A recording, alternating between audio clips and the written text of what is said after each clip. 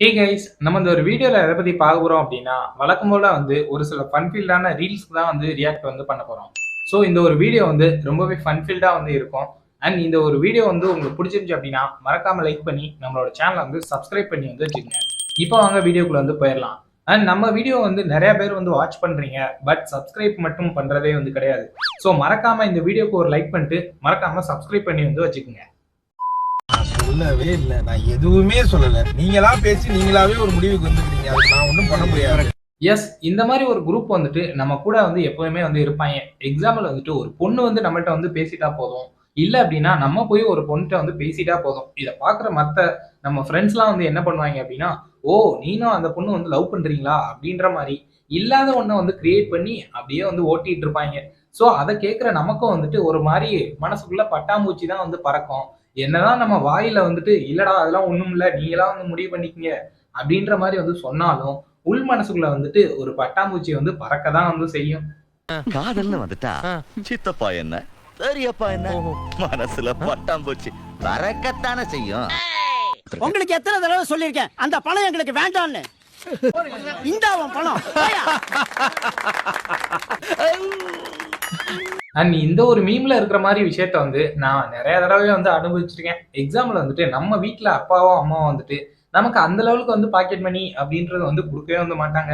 Example ஏதாவது ஒரு time கொடுத்துருப்பாங்க. அதை நம்ம செலவழிச்சிருவோம். ஸோ அப்போது நம்ம சும்மா இருக்கும்போது நம்ம வீட்டுக்கு ரிலேட்டிவ்ஸ் வந்துட்டு போவாங்க இல்லையா. ஸோ அவங்க போயிட்டு வரேன் அப்படின்னு சொல்லிட்டு அவங்க ஏதாவது ஒரு மணியை இந்த மாதிரி நமக்கு கொடுப்பாங்க. எஸ்பெஷலி இந்த சில்ட்ரன்ஸா இருப்போம்ல. ஸோ அந்த டைம்ல நமக்கு கொடுத்துட்டு போவாங்க. இந்தாப்பா இதை வச்சுக்க அப்படின்ற மாதிரி. அதை நம்ம பெருமையா ஆஹா நமக்கு காசு வந்துருச்சு அப்படின்ற மாதிரி வாங்கி வச்சிருப்போம். உடனே பேரண்ட்ஸ் என்ன பண்ணுவாங்க, அவங்க கொடுக்கும் போதே இல்ல இல்ல வேணாம் வேணாம் அவனுக்கு எதுக்கு அப்படின்ற மாதிரி ஒண்ணு தடுத்து விட்டுருவாங்க. இல்ல அப்படின்னா அந்த கொடுத்ததுக்கு அப்புறம் அவங்க போனதுக்கு அப்புறம் அந்த பாக்கெட் மணியை அவங்க வாங்கி வச்சுக்கிடுவாங்க. அந்த டைம் வர்ற ஃபீலிங் இருக்கே சரியான ஒரு இரிட்டேட் ஆகும். இப்ப பாரு, ஒரே அடியில ரெண்டு பேர் அப்படியே சுக்கு சுக்கா நொறுங்க போறீங்க. ஏய் சூப்பரா இருக்கறப்பா. சூப்பரா இருக்கறப்பா. ஹீரோ மாதிரியே 10 ரூபாய் போட்டு கொடுப்பா. எஸ், இது ஒரு மரண வேதனை தான். எக்ஸாம்பிள் நீங்க பாய்ஸா இருந்தீங்க அப்படின்னா உங்க எல்லாத்துக்குமே கண்டிப்பா கனெக்ட் ஆகும். எக்ஸாம்பிள் இந்த சில்ட்ரன்ஸ் டைம்ல எல்லாம் ஒண்ணு வீட்ல திட்டுவாங்க. இல்ல அப்படின்னா ஸ்கூல்ல ஏதாவது சொல்லுவாங்க அப்படின்னு சொல்லிட்டு நம்ம ஒரு கட்டிங் ஸ்டைலா பண்ணலாம் அப்படின்னு நினைக்கல. இந்த ஸ்கூல்ல இல்லைன்னா வீட்ல ஸ்ட்ரிக்டா இருப்பாங்க. ஸோ வேற வழி இல்லாம அவங்க சொல்ற கட்டிங்க தான் சலூன்ல போட்டுட்டு அந்த கண்ணாடியை பார்க்கும்போது இருக்கிற ஃபீலிங் இருக்கே ஐயோ வேற மாதிரி அது ஒரு ஃபீலிங்.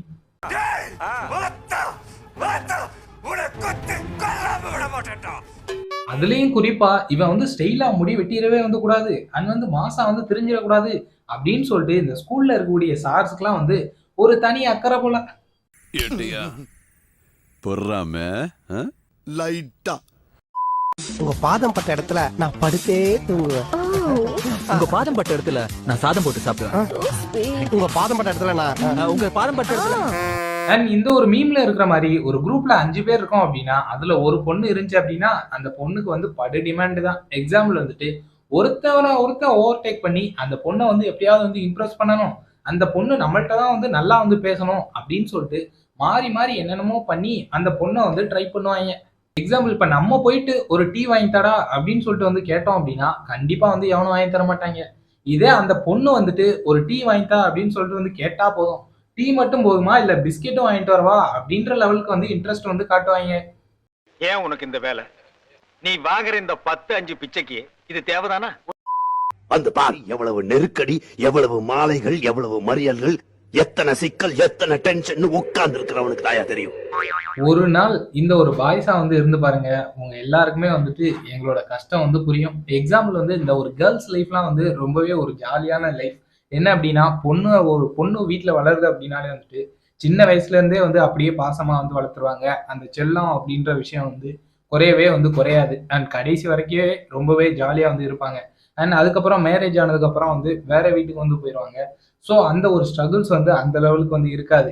இதே பாய்ஸ் அப்படின்னு சொல்லிட்டு பார்த்தோம்னா சின்ன வயசுல இருந்தே தருதலை அப்படின்ற வார்த்தையெல்லாம் கேட்டுதான் வளர்ந்துருப்போம். எக்ஸாம்பிள் படிக்கிற டைம்லாம் ஓகே ஏதோ சாப்பாடு போடணும் அப்படின்ற மாதிரி போட்டுருவாங்க. பட் வேலைக்கு போற டைம்ல வேலைக்கு போகல அவ்வளவுதான் அவனை செத்தரா நீ அப்படின்ற லெவலுக்கு தான் வந்து இந்த ஒரு பாய்ஸோட லைஃபே வந்து இருக்கும். அப்படி எல்லாம் போய் இந்த ஒத்தைய பெத்த அதுவும் நத்தையா வந்து பிறந்து தொலைஞ்சிருக்கு.